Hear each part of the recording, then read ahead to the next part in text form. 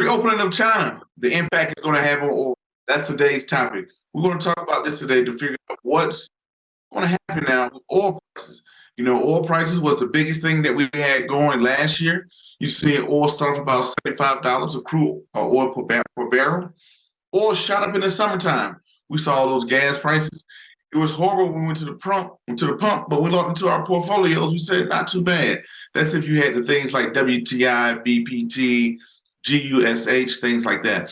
Now, remember back in, let's do a little history on this. During 2020, when we had the pandemic, COVID-19 came around, so many of us, we never seen anything like this, especially in America, where everything shut down. A lot of people was at home. Many people was at home. As we sat at home, this drove down the prices of oil. The demand wasn't there. You know, we had the supply stays the same. Demand decreases. What happened to prices? Prices goes down. So as we sit at home, you know, I started to notice myself. I was like, wow, I haven't been to the gas pump in a while. But that's what happened exactly across the country. Less people had a demand for oil. Now, you see this when it happens in opportunities where the sector that has the lowest performing time, which was the energy sector back in 2020, exploded in 2022. So coming back in 2022, we've seen the exact opposite happen as the country started to open.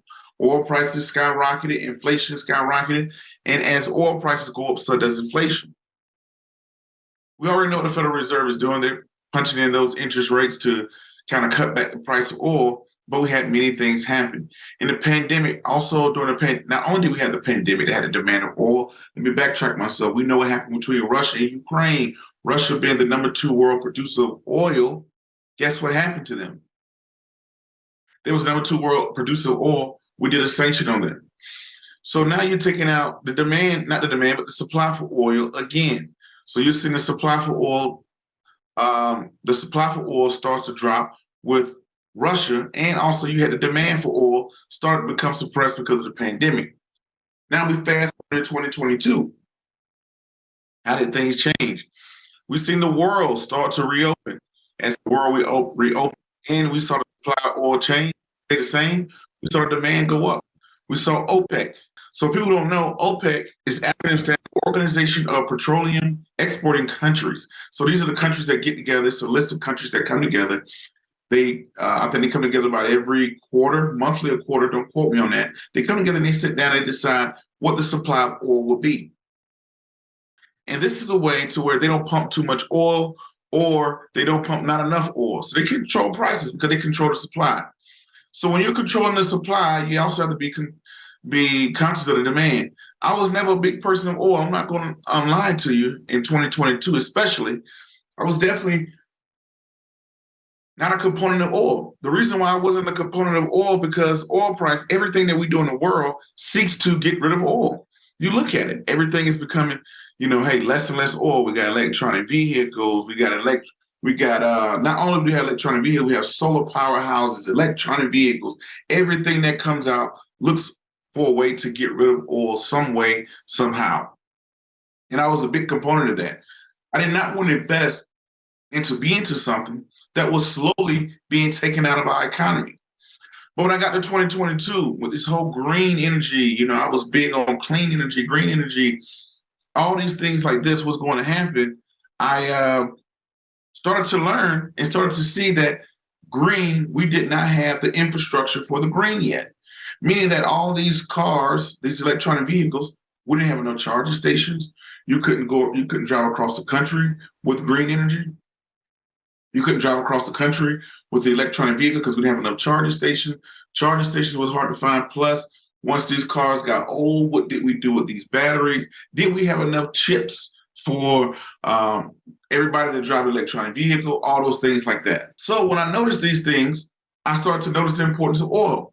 As I started to notice the importance of oil and how oil wasn't going anywhere, that's myself where I started to look into oil differently. Thanks to my great mentor there, James Fortland off of Wall Street, who's a great friend of the show. He came in and gave me a whole other perspective. He was like, the summertime, you know, it's oil time. And we had, in 2023, we've had the COVID start to break back out, and you've seen China go into lockdown. America is the #1 consumer of oil, followed by China.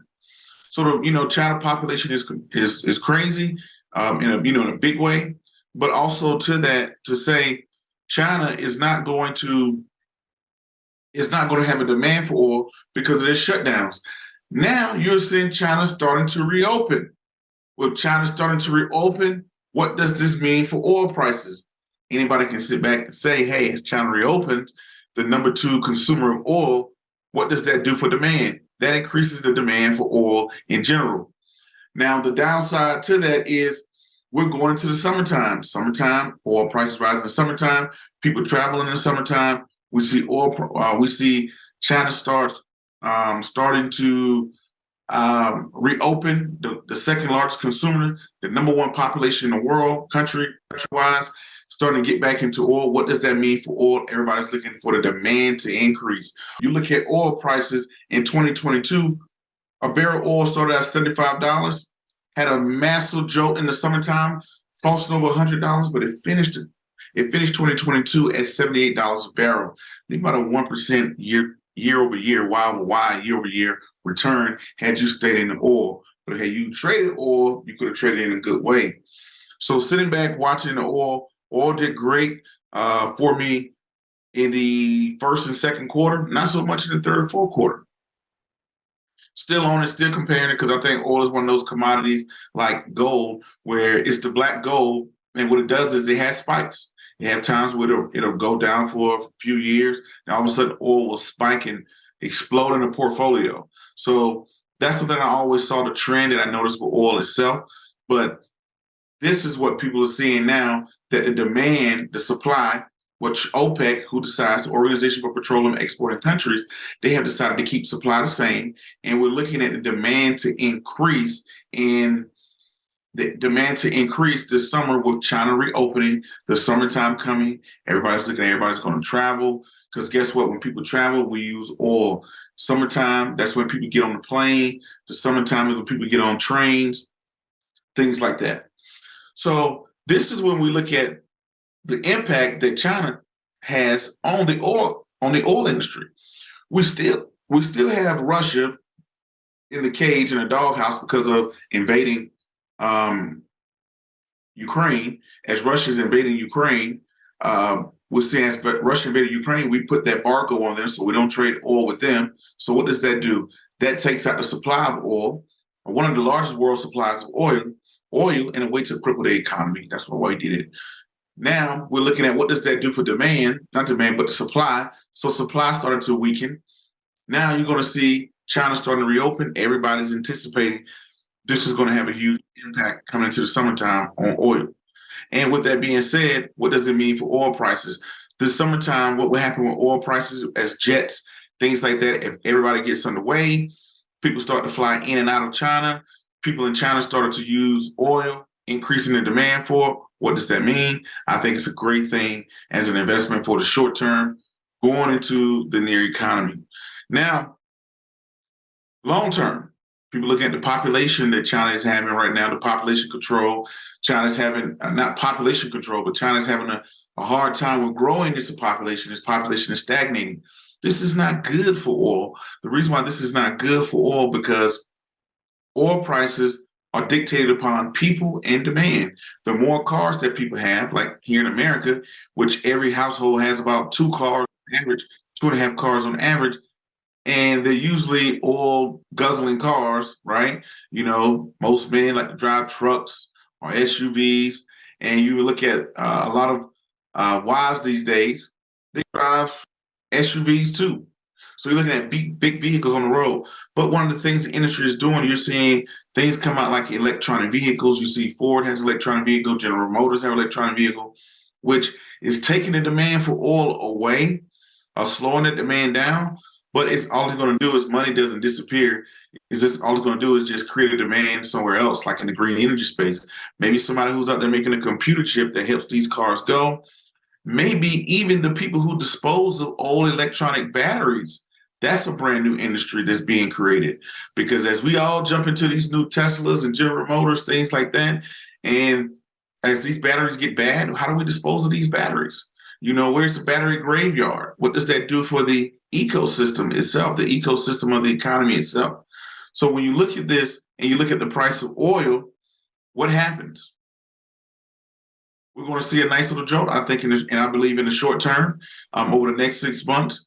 The demand for oil, I look at the demand increasing with China's coming back, but I look at the oil prices starting to increase coming into the summertime. We always know oil is going to increase in the summertime, and we also know that with China reopening the second consumer, and with OPEC keeping the supply the same, supply standing the same, if they keep keeping the supply the same and the demand increases, this is only going to increase the price of oil. OPEC, how they control oil prices is they're the ones that decide how much oil is pumped per day. The more oil they pump, the value of oil starts to drop. The more oil, the less oil they pump, the prices go up. This is a way where countries like Saudi Arabia, who's the number one producer of oil, how this is the number one exporter of their country. How do they keep these prices? Because they come together. Because guess what? If Iran decides to pump, 1 million barrels a day versus Saudi Arabia doesn't punch that much oil, you putting that much oil into the economy, it can crash the economical system. This is why OPEC is so important. And very smart of them to come together and say, hey guys, listen, if you pump too much oil, it's going to crash. If you pump too much oil, you're going to drive down the prices, which is going to hurt our economy.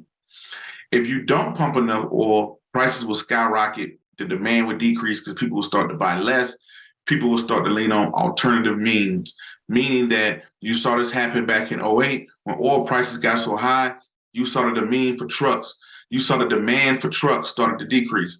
People started to get out of those big trucks. You start to see those SUV prices drop. You saw those truck prices drop. And you saw those little fast, eco-friendly car prices start to skyrocket because of oil prices. So that's a big thing. So, you don't want to pump too much oil. You don't want to have not enough oil. You want to keep that demand right at a good price. And they do this in the Middle East to stabilize their country's economy. This is the number one exporter. This is how they make their money. They don't want to pump too much. They don't want to pump not enough. So they want to keep it at a smooth rate to keep the money flowing into their economy, because that's the way they survive. So that's OPEC. I think OPEC is going to keep the supply of oil the same.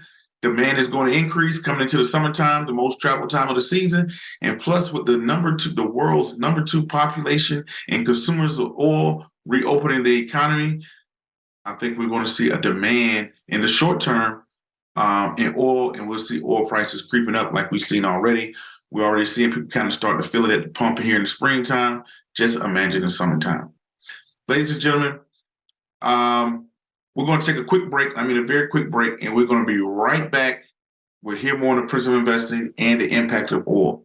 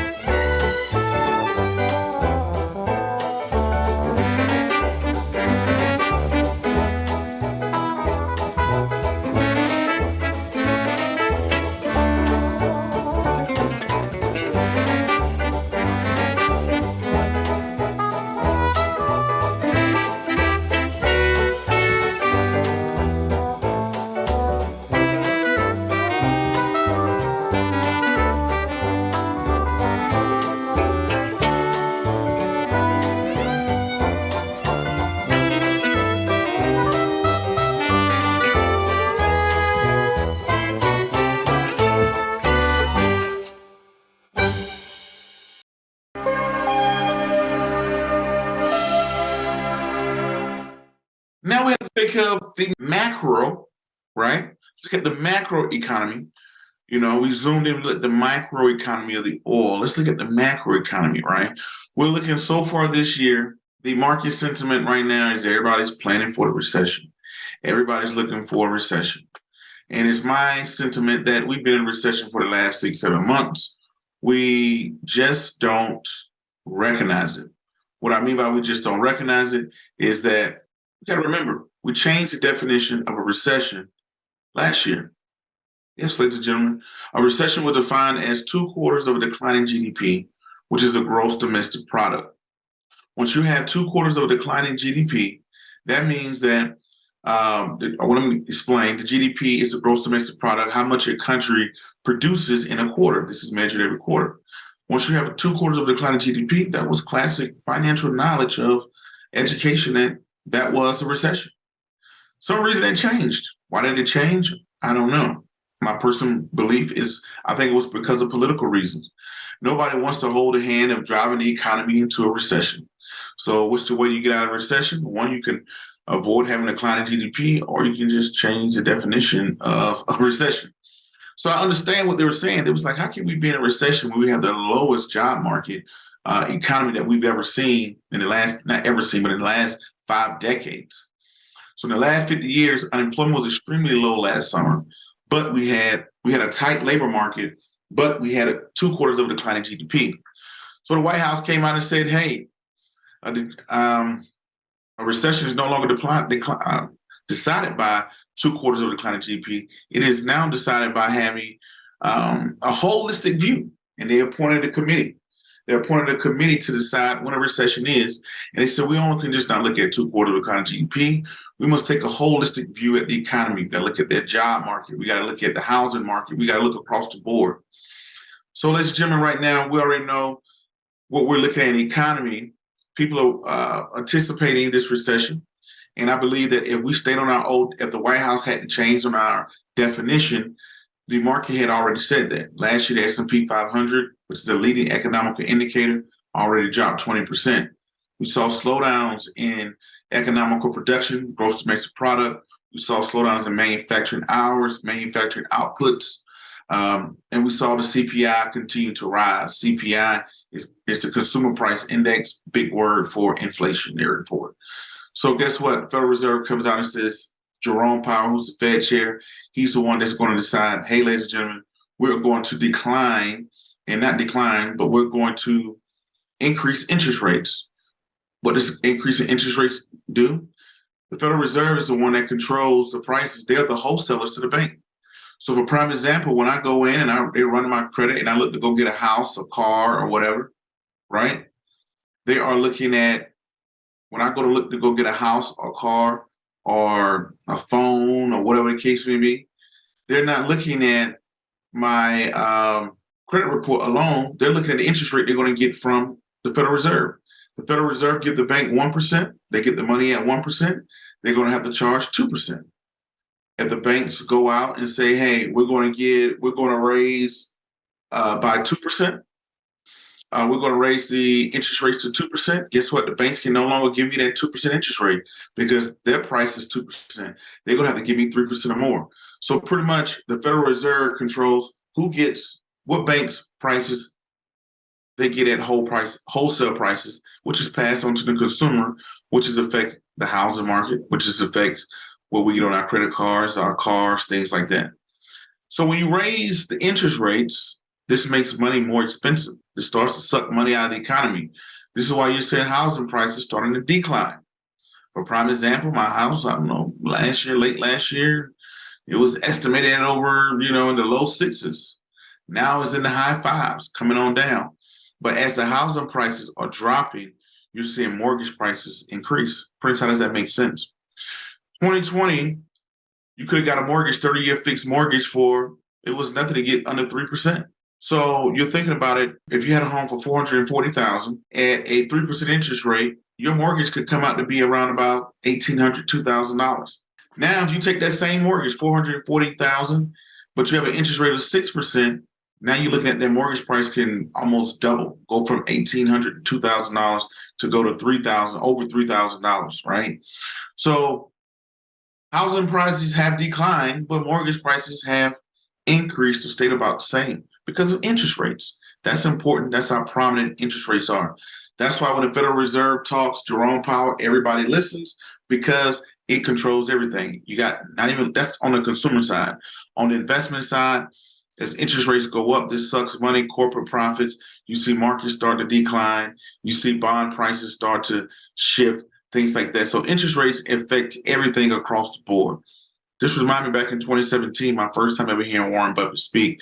Somebody asked him, if you could have had one piece of economical data, what would that be and why? And his simple reply was, if I could have one piece of economical data, it would be the price of, well, it would be interest rates. I was like, wow, that's very interesting. Interest rates. Why would he care about interest rates?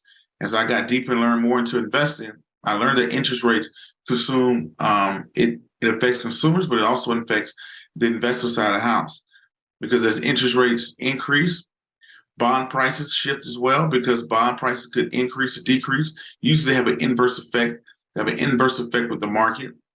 They suck money out of the market. They affect unemployment because companies start to slow down. Money's harder to borrow. When money is more, not harder, but it's more expensive, you got to do more to qualify for people to borrow. And guess what ends up happening? People start to look for other ways to fund things. Companies start to slow down expansion. What's the number one way to slow down expansion? Number one way to slow down expansion is to stop hiring, slow down hiring.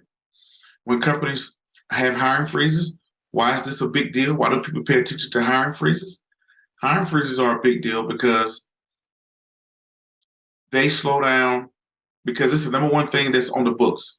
If you look at the income statement of organizations, the number one thing they have is human capital. Human capital is what they pay for everybody. This is what they pay for everybody to come in and work for them. So when companies start to do cutbacks and layoffs and things like that, if I don't know if I'm going to have a job, the job market is not that well, guess what Prince is going to do? Prince is going to do less, right? And what I mean by less, I'm going to go out and eat less. I'm going to think twice about what I buy. I'm going to think twice about buying that new car. I'm going to think twice about buying that home. I'm going to think twice about everything that I do. This is how the economical machine works. It all works together. Interest rates go up. Debt is more expensive now. Pretty much every company has some form of debt. Companies have to spend more money on debt. Companies now they don't expand as much. They do hiring freezes. Now that they're doing hiring freezes, now that I can't get that job and make that lateral move or get that promotion, I think twice about buying that house. I think twice about going on vacation. I think twice about everything that I'm looking to do, right?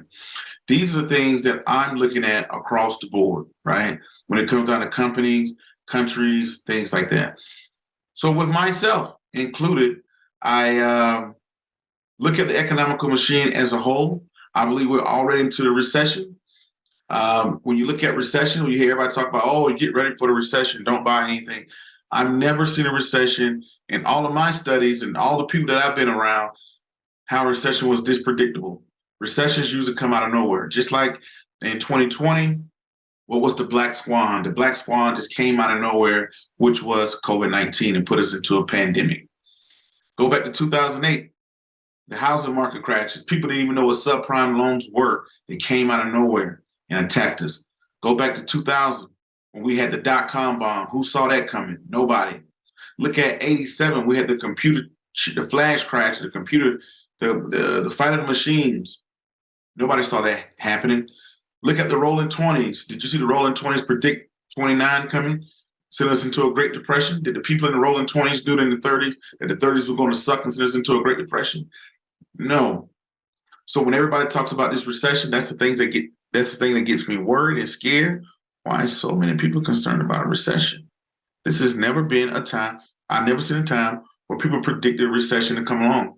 That's what makes recessions and bull markets, bear markets so prominent, because nobody saw it coming. Everybody was just walking on down the road and boom, a car just comes and knocks them out of the way.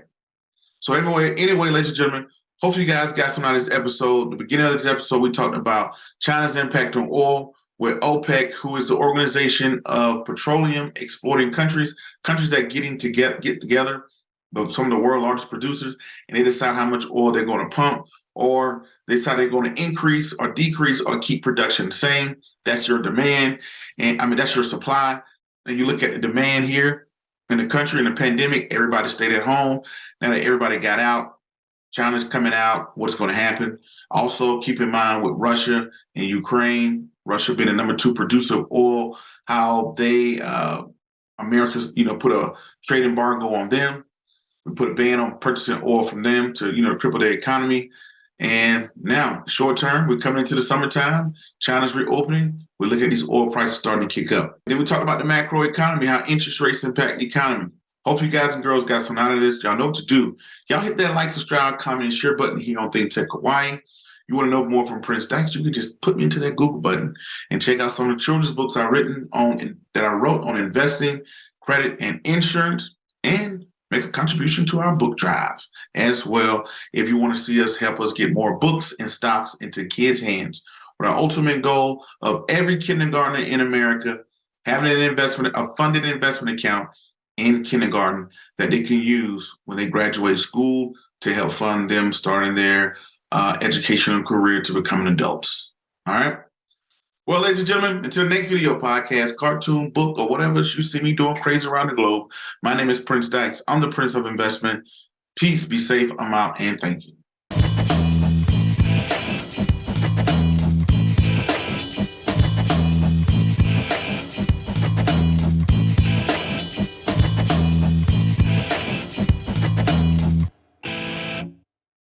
Thank you so much for watching ThinkTech Hawaii. If you like what we do, please like us and click the subscribe button on YouTube and the follow button on Vimeo. You can also follow us on Facebook, Instagram, and LinkedIn, and donate to us at thinktechhawaii.com. Mahalo.